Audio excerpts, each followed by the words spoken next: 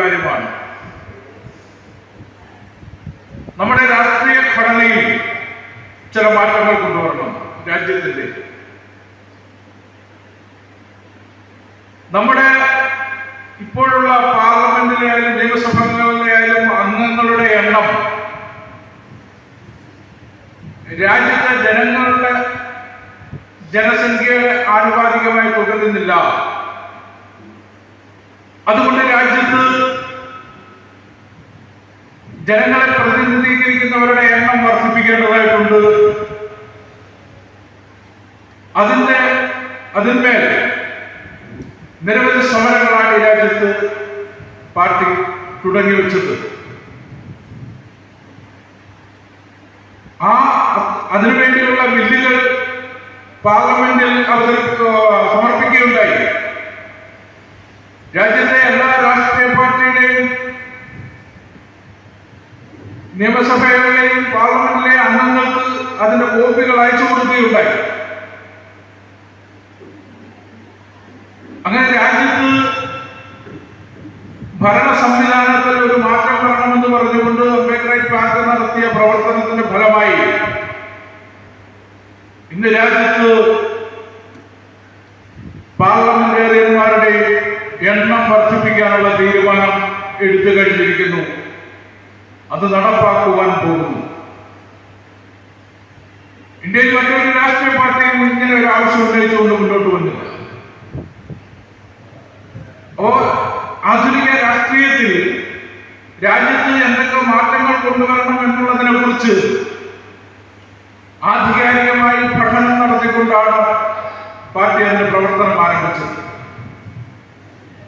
ഇപ്പോൾ നിലവിൽ എന്തൊക്കെ പ്രശ്നങ്ങളുണ്ട്, ആ പ്രശ്നത്തിന് എന്തൊക്കെ സൊല്യൂഷൻ നമുക്ക് മുമ്പോട്ട് വെക്കാൻ പറ്റും എന്നുള്ള കാര്യങ്ങൾ മുമ്പോട്ട് വെച്ചുകൊണ്ടാണ് പാർട്ടി അതിന്റെ പ്രവർത്തനം ആരംഭിക്കുന്നത്. അതിന്റെ ഫലമായിട്ട് ഇന്ന് ഗവൺമെന്റ് പുതിയ പാർലമെന്റ് മന്ദിരം പണിയുന്നു. ഒരുപാട് എംപിമാരെ ഉൾക്കൊള്ളാൻ പറ്റുന്ന തരത്തിലുള്ള പാർലമെന്റ് നിർമ്മാണം കഴിഞ്ഞിരിക്കുന്നു. ഇനി അതിനുള്ള നിയമനിർമ്മാണങ്ങൾ, പുതിയ ഇലക്ഷൻ സമ്പ്രദായം കൊണ്ടുവരുന്നതിനുള്ള ചർച്ചകൾ നടക്കുന്നു. അങ്ങനെ സമൂലമായ ഇലക്ഷൻ പരിഷ്കരണം അടക്കമുള്ള വിഷയങ്ങൾ രാജ്യത്ത് ചർച്ച ചെയ്ത പാർട്ടിയാണ് അംബേദ്കർ പാർട്ടി ഓഫ് ഇന്ത്യ. ഇന്ന് നമുക്കറിയാം, 2024 പാർലമെന്റ് ഇലക്ഷനെ അഭിമുഖീകരിക്കാൻ നിൽക്കുകയാണ് നവംബർ 1. ആ പാർലമെന്റ് ഇലക്ഷനെ അഭിമുഖീകരിക്കാൻ നിൽക്കുമ്പോൾ ഇന്ന് ഇന്ത്യ രാജ്യം ചർച്ച ചെയ്യുന്ന ഏറ്റവും വലിയ വിഷയം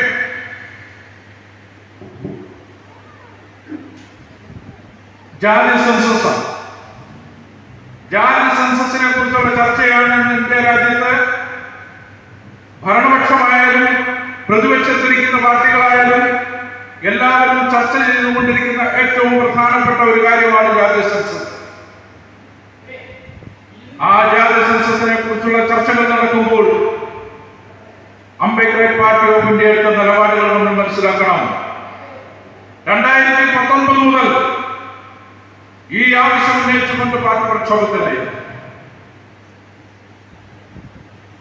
ഈ രാജ്യത്തെ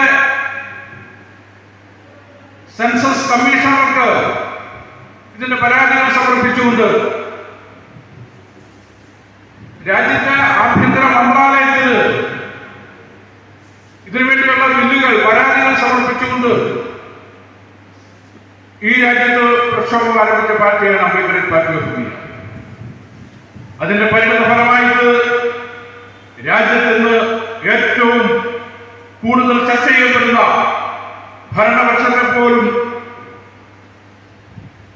ഒന്നും ചെയ്യാൻ പറ്റാത്ത അവസ്ഥയിലേക്ക്, അവർക്ക് പോലും ബുദ്ധിമുട്ടുണ്ടാക്കുന്ന തരത്തിലേക്ക് ഇതിന്മേൽ നിലപാടെടുക്കേണ്ട ഒരു സാഹചര്യം ഈ രാജ്യത്ത് സൃഷ്ടിക്കുവാൻ അംബേദ്കർ പാർട്ടി ഓഫ് ഇന്ത്യയുടെ പ്രവർത്തന ഫലമായിട്ട് നടന്നിട്ടുണ്ട്. കേവലം ജാതി സെൻസസ് കൊണ്ട് മാത്രം ഈ രാജ്യത്തിന്റെ പ്രശ്നം പരിഹരിക്കില്ല എന്ന് മനസ്സിലാക്കിയ പാർട്ടിയാണ് അംബേദ്കർ പാർട്ടി ഓഫ് ഇന്ത്യ. അപ്പോൾ നമ്മളുടെ അധ്യക്ഷൻ ഇവിടെ സൂചിപ്പിക്കുകയുണ്ടായി, എല്ലാവരും സമന്മാരായിട്ട് കാണുന്ന, എല്ലാവർക്കും ഒരേ മൂല്യം ഉണ്ടാക്കുന്ന ഒരു ഭരണ സംവിധാനത്തിന് രൂപം കൊടുക്കാനാണ് ബാബാ സാഹേബ് സ്വപ്നം കണ്ടത്.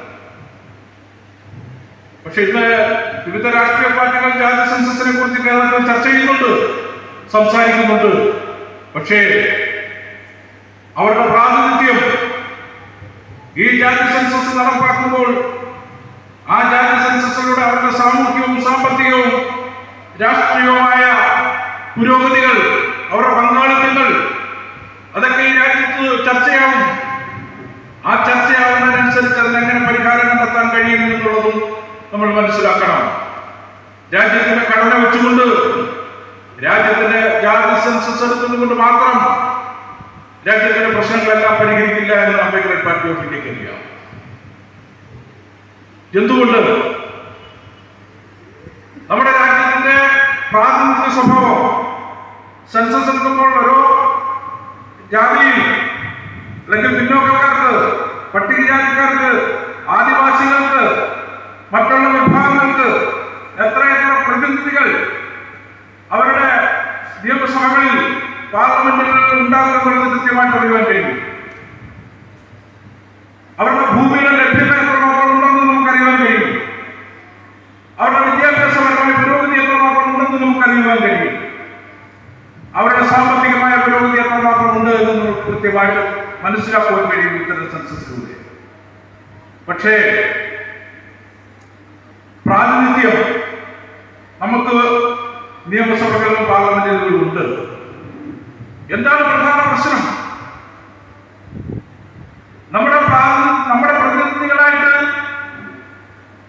നിയമസഭകളിലും പാർലമെന്റിലും ഒക്കെ എത്തുന്നവർ നമ്മുടെ പ്രശ്നങ്ങളെ കുറിച്ച് ചർച്ച ചെയ്യുന്നില്ല. ഇവിടെ തെരഞ്ഞെടുപ്പ് പ്രശ്നങ്ങൾ വരുമ്പോൾ, പട്ടികജാതിക്കാരുടെ പ്രശ്നം വരുമ്പോൾ അവർ നിശബ്ദരാണ്. എന്തുകൊണ്ടാണ് അവർ നിശബ്ദരാകുന്നത്?